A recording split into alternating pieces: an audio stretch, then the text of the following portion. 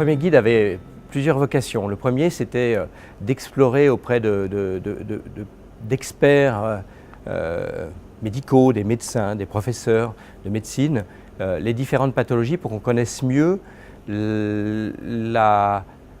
les difficultés, les contraintes que chacune des pathologies pouvait occasionner au niveau alimentaire et nutritionnel. Donc nous avons travaillé avec un panel de 7 ou 8 médecins, qui travaillent pour la DAPI Loire. Et donc nous avons exploré 8 pathologies et 4 éléments de prise en charge spécifiques, et ce qui a permis de découvrir des éléments extrêmement intéressants qui jusqu'à présent existaient peut-être en termes de connaissances au niveau du corps médical, mais n'étaient jamais redescendus au niveau de la réalité de la prise en charge restauration au niveau opérationnel.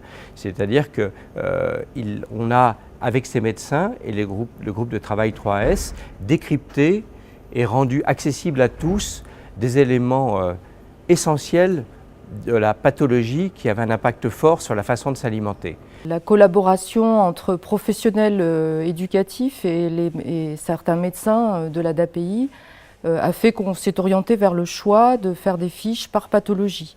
Et même on a fait des fiches par tranche d'âge pour certaines pathologies, puisqu'il y a la personne polyhandicapée, enfant, adulte et âgé, par exemple. Pour la trisomie 21, il y avait aussi un peu une déclinaison de cette façon-là.